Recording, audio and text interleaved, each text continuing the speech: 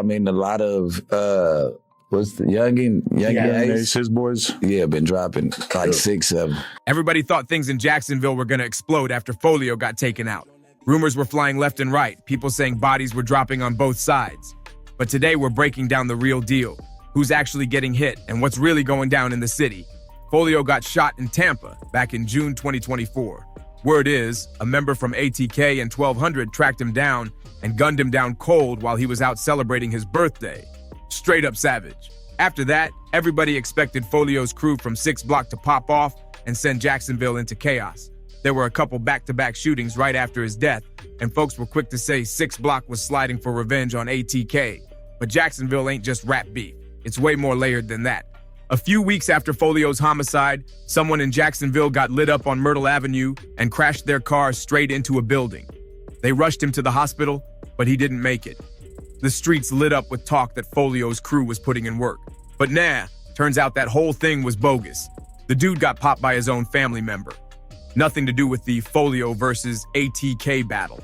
I mean, a lot of what's the youngin Ace, his boys. Yeah, been dropping like 6 of them. Even though that incident was unrelated, people kept trying to tie every shooting in the city to the beef.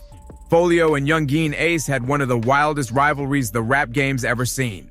Their drama put Jacksonville on the national radar because of all the dissing and violent headlines. Outsiders started running with all kinds of wild made-up stories. Then Brick Baby, who's from the West Coast and has zero connection to either Folio or Youngin Ace, went on No Jumper right after Folio got ended and started talking crazy. He claimed ATK was getting the belt like they were running the scoreboard or something. But then things got messy fast, and ATK affiliate fired back and exposed Brick Baby for capping hard. Cat Key jumped in and called him out, saying these podcasters were just running with lies for clout. Then Youngin Ace made it crystal clear. He hit up social media and told Brick Baby straight up, ATK hadn't lost anyone since Folio got ended. He even said, ain't no jumper, trying to shut down all that false talk. But the truth? Brick Baby was wrong about ATK and 1200 losing 6 people right after Folio's death. Still, they did take a loss just days later when a dude named Fizzle got ended. Thing is, Fizzle wasn't actually ATK or 1200. He puts out his arms like this, and it appears that he's brandishing a rifle with one hand extended and one, what I would consider the trigger finger. He starts walking around the interview room after he gets out of his seat, and this is after Detective Nieder and I had left, and he's holding it like this in front of him, and then he starts going, and then he walks around, and then he does it again. He was repping a different crew called PYC, but the connection runs deep. His little brother, Leaky, was allegedly out here doing major damage for 1200 before he got eliminated. Word on the street, Leaky allegedly shot Folio's girlfriend, and he supposedly took out a dude from AFB named Petey, aka 35. And it didn't stop there. Leaky's name been tied to multiple hits around September 2020, but that came to an end when the ops caught him slipping, leaned out and vulnerable, and shot him dead. Folio went off on Leaky after that, dissing him hard in tracks and even mocking him in songs. After Fizzle got slaughtered, people tried to downplay it, saying he didn't count since he wasn't ATK or 1200. But that story didn't hold. Fizzle was definitely in the mix. He was connected to a dude from Y&R named Tony Cho, who even gave him props on a track with Nesha Raines. Tony said, Fizzle said, Cho, they play, I zip them. Now here's where things get even crazier. Tony Cho might have been the real spark that kicked off the whole battle between Youngin Ace and Julio. Most folks say the beef really got serious when Julio's cousin, Zion Brown, was gunned down by Ace's homie, Trey Shorty. But according to others, Trey Shorty wasn't even aiming at Zion. He was actually gunning for Tony Cho after Cho had supposedly robbed him just a few weeks earlier. You mad because I cursed your baby mama out because your baby mama have a bad ass, slick ass mouth and don't know how to fucking talk to people, nigga. Control your fucking baby mama. So since we're gonna put it out there, we're gonna put it out there to the fucking world I know, nigga. You be your main man though, right? But you vanish mode and trying to go fuck my sister. So the story goes, Tony Cho allegedly fired shots at Trey Shorty, and that's when Youngin Ace jumped in, busting back and supposedly saving Trey's life. But things spiraled after that. Zion Brown, Julio's cousin, got caught up in the mess and ended up dead. Word on the street is that Tony Cho was actually with Zion when the shooting went down. And rumors say Youngin Ace and Trey Shorty pulled up and lit the place up, hitting Zion in the process. Ace walked free, but Trey Shorty ended up taking the fall. Still, In Ace's track, Gangster, people say he basically snitched on himself. He rapped, "Step down to who? That dude watched his mans die. He ain't even shoot. What I did to him, I'll do to you. Beer. I'm a slayer. Step down to who? I call the play, Blue 42. Since he want clout, put him on the news. I got bodies. What about you?" That bar had people going crazy. Some fans thought 6 Block took out Fizzle to get revenge for Folio's homicide.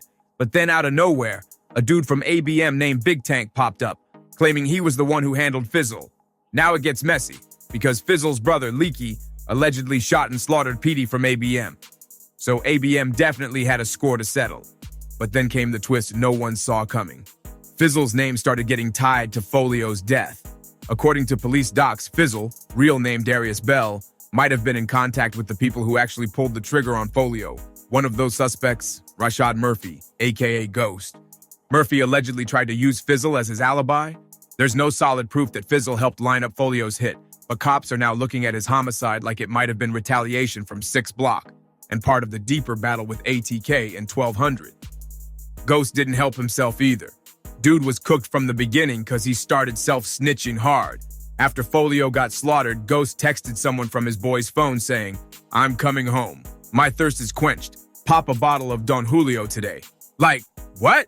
That's not just reckless, that's wild. Some even believe Ghost hopped on Reddit after the homicide and started posting about the whole thing himself.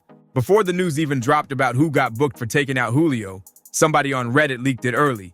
They posted it was Ghost, Gotham Zay, and a dude named Ben who were behind it. Then things got real dark. Someone using that same Reddit account told a fan they were gonna end up dead like Folio. Folks started thinking Ghost was behind the account, especially after the user claimed to be the biggest stepper in Jacksonville. Guilt, blame. You put the blame on you? I mean, definitely, I was the driver. You feel me? Like I said, in my head, my main purpose was to get us home, and I ain't do that. But there's no solid proof it was actually Ghost running that page. Still, it didn't take long for the cops to track him down and lock him up for the Folio hit. His cousin, Davian Murphy, though, he dipped and stayed on the run for 6 whole months. At first, people thought he might have pulled off the perfect escape. Davion had just gotten out of prison not long before the Folio shooting. Dude was broke, didn't even have money for a bus out of town. But instead of skipping states or leaving the country, he stayed hidden right in Jacksonville. Some folks were like, he should have hit Mexico. But Davion allegedly told people the best way to stay low was to blend in and move normal. Still, that plan backfired. Cops eventually found him, and now he's facing the death penalty. Both he and Ghost are looking at serious time, and some folks online are calling them the dumbest gang members in Florida. After Davion got locked up, he was acting wild, swinging on correctional officers and crashing out in jail. And get this, during his interrogation, one of the detectives clowned him, saying he shot like a rookie. Then, after they stepped out the room, Davion actually started mimicking a rifle, walking around like he was still in the streets, arms out, aiming at nothing.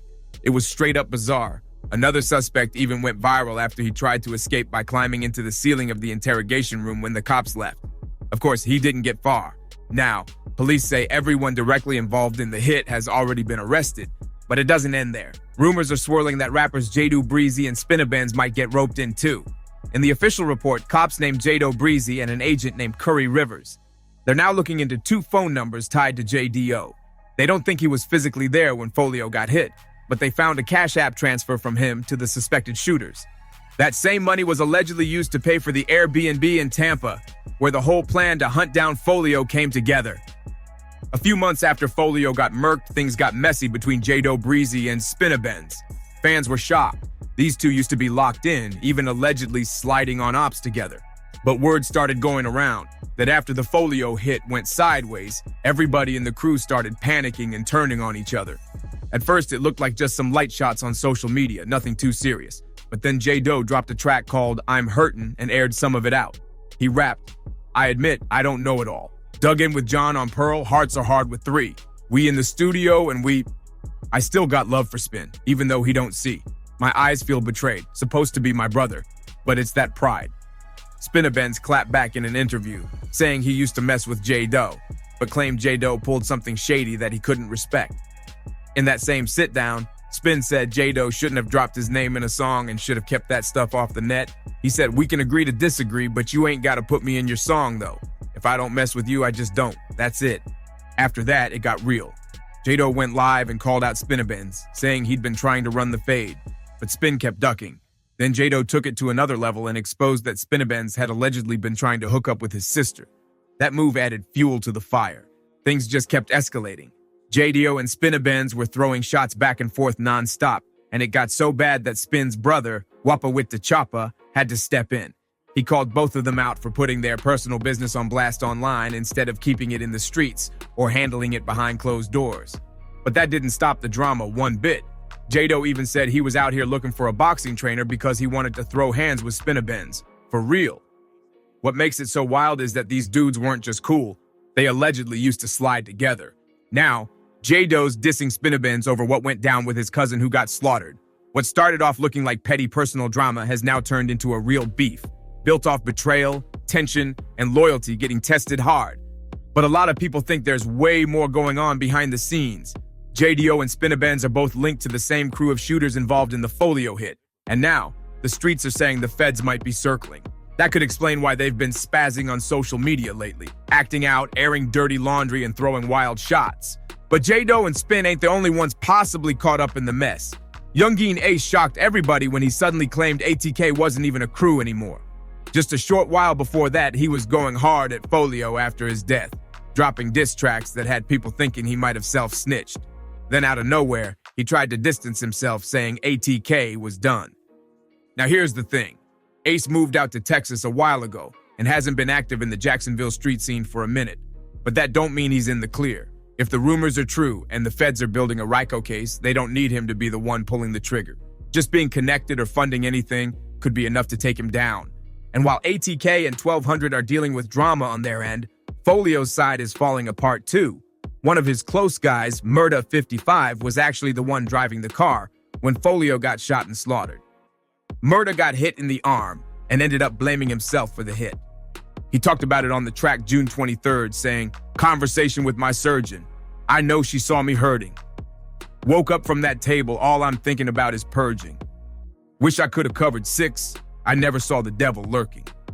Murda said he was going to slide for Folio, but word is he never did. That's when another one of Folio's homies, Cracker, called him out heavy. Cracker felt like Murda failed the whole team and said, "You should have died with Leo. You faking. You rapping all that, ain't did nothing. You was green then and you still green now." Things only got worse for Murda after that. He got into a wild high-speed chase with the cops in Jacksonville and ended up crashing into somebody's house. When Folio got slaughtered, everyone thought Jacksonville was about to erupt again. But the truth is, this battle ain't hitting like it used to. The body count hasn't gone through the roof, but the tension, it's boiling. And if the feds are watching, it might just be the calm before a serious storm. Back when all this drama first popped off, both sides were going crazy. Bodies dropping left and right, and the streets were on fire. But after years of shootouts, losses, and folks getting locked up or laid down, things have finally cooled off. In 2024, Jacksonville's homicide rate hit its lowest point in 20 years. That's wild considering how hot the city used to be. Now let's be real. The beef ain't ever going to be fully over and all, but right now, Jacksonville is the calmest it's been in a long, long time. Make sure you comment, like, subscribe, and share this video with someone who needs to see it, and we'll catch you on the next one.